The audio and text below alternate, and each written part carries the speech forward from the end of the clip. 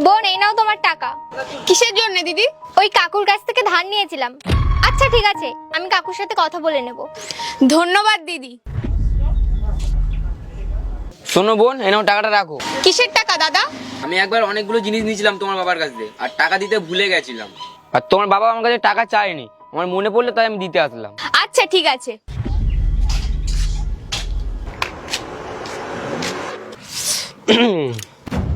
আচ্ছা, কত হলো?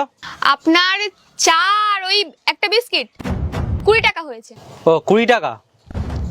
এই নাও। বোন, বলছি একটা কথা বলবো। এখানকার মানুষজন খুব সৎ না? মানে দাদা?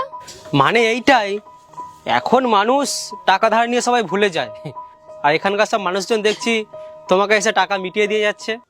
দাদা, ওরা সৎ নয়, ওরা মন থেকে আসলে খুব ভালো মানুষ। সৎ নয়, ভালো মানুষ? বোন, আমি তো কিছু বুঝলাম না। মানে দাদা, ওই মানুষগুলো আমাকে সাহায্য করছে। সাহায্য করছে? বোন, একটু পরিষ্কার করে বলো না কি বলছো, আমি তো কিছুই বুঝতে পারছি না। দাদা, এই দোকানটা আমার বাবার ছিল, কিন্তু আমার বাবার 5-6 মাস ধরে খুবই শরীর খারাপ। এই যে মানুষগুলো এসেছিল না, এই মানুষগুলো সবাই আমার বাবাকেই দেখতে এসেছিল যে কেমন আছে।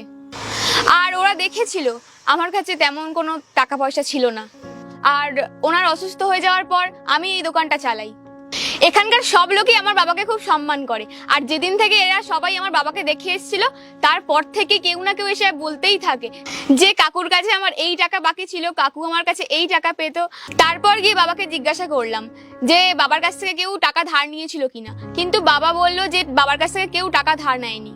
তারপর আমি বুঝতে পারলাম যে এখানকার মানুষগুলো আমার বাবাকে সাহায্য করছে। কিন্তু বোন, কেউ যদি সাহায্য করে সে তো সামনে থেকে করতে পারে, এইরকম মিথ্যে কথা বলে কিসের সাহায্য? দাদা, আমার বাবা একজন অত্যন্ত সম্মানীয় একজন মানুষ, উনি কারোর সাহায্য এরকম ভাবে নেবেন না। এই জন্য এখানকার মানুষগুলো মিথ্যে কথা বলে আমার বাবাকে সাহায্য করে।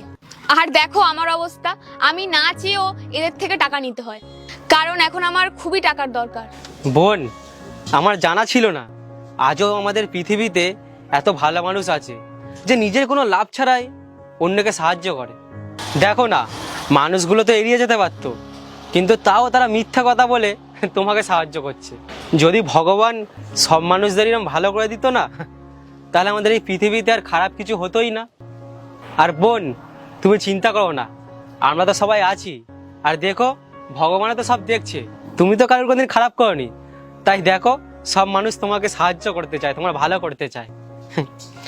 তুমি মন দিয়ে কাজ করো, আমি আসছি। আজকে আর কিছু বলবো না বন্ধুরা, আজকের ভিডিওটা সমাজের মানুষের পাশে দাঁড়ানোর জন্য বানালাম। কেমন লাগলো জানাবে আর ফলো করবে। টাটা।